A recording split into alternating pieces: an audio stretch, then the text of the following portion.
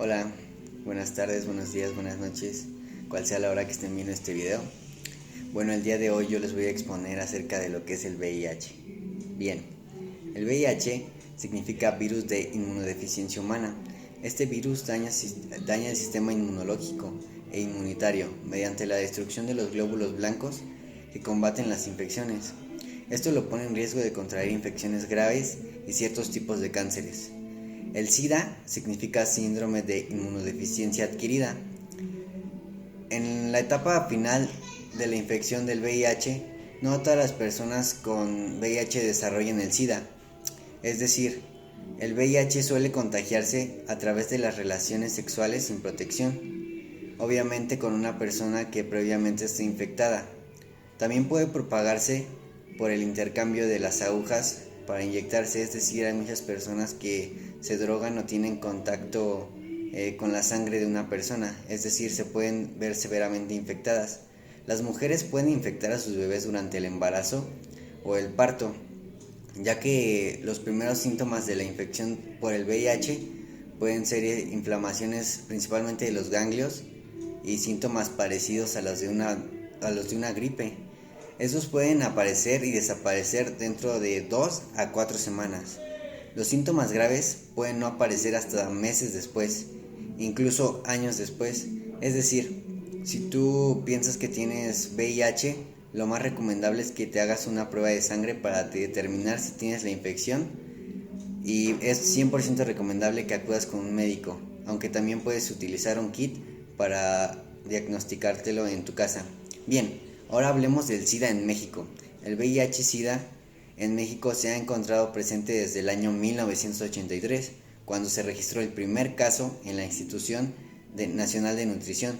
Cabe destacar que el gobierno mexicano no reconoció oficialmente la presencia de este virus hasta 1985, cuando fue diagnosticada cierta persona y lo diagnosticaron aquí en México. Hay muchos medicamentos que combaten la infección por VIH, pero cabe destacar que no tiene cura. Las personas que reciben tratamiento temprano pueden vivir la enfermedad durante un largo tiempo o un tiempo muy prolongado. Las estrategias para reducir el riesgo de infección por VIH incluyen no tener obviamente relaciones sexuales, al igual que limitar el número de parejas sexuales, es decir, también nunca compartir agujas y usar condones principalmente. Sabemos que muchas personas usan condones, pero no de la manera correcta. Cada vez que tenga relaciones sexuales, la persona que está en un alto riesgo puede tomar medicamentos para la prevención de VIH. Este tipo de medicamentos, después de contraer la infección, muchas personas tienen síntomas similares a los de una gripe, que pueden desaparecer después de un tiempo. Estos síntomas pueden incluir fiebre, dolor de cabeza, cansancio, inflamamiento en los ganglios, en el cuello y la ingle. Otras personas infectadas por VIH pueden no presentar síntomas, es decir, ser asintomáticos. Sin embargo, incluso si una persona con VIH se siente sana, el virus igual está afectando su sistema y su organismo.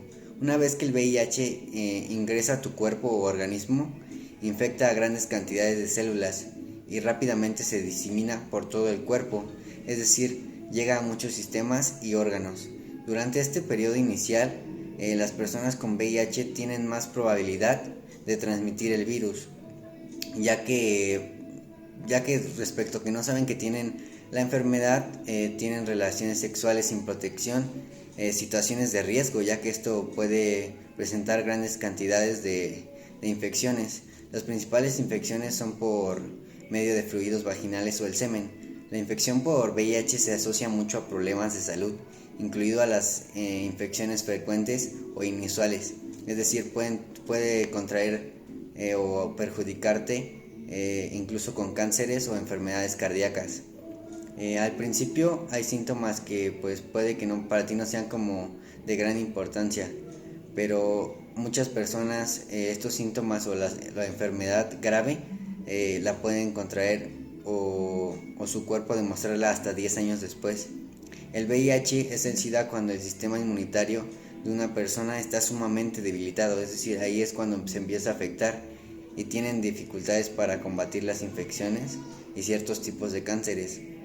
En estas etapas hay síntomas graves que pueden incluir la rápida pérdida de peso, infecciones graves también como la neumonía, inflamación prolongada de las glándulas linfáticas, incluso máculas en la piel, diarrea prolongada, lesiones en la boca, en el ano o los genitales. También puedes llevar a la depresión o tener trastornos neurológicos, es decir, pérdidas en la cabeza. La infección por VIH suele ser difícil de diagnosticar en los niños, principalmente en los niños muy pequeños, porque un lado de los bebés el VIH suele parecer normal y no tener signos que permitan dar un diagnóstico claro de esta infección. Es decir, por otro lado, muchos bebés desarrollan enfermedades múltiples y graves relacionadas con la infección del VIH, pero pues obviamente lleva bastante tiempo para determinar si la infección está o no en el cuerpo del niño. Muchos niños infectados no aumentan de peso o crecen con normalidad si estos no se tratan, claro. El VIH suele demostrar o alcanzar principios del desarrollo motor y mental, es decir, que puede afectar también en tu cerebro principalmente, permitiéndote tener retraso mental.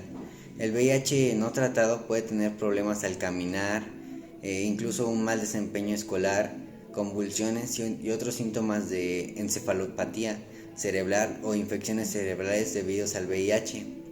Muchas personas se han preguntado ¿cómo evito contagiarme por el VIH durante una relación sexual? Bien, yo les voy a dar un tip y obviamente con restricciones, ¿no? El VIH se contagia a través de un contacto con la sangre o con las secreciones sexuales, como ya lo había comentado, el semen y los fluidos vaginales.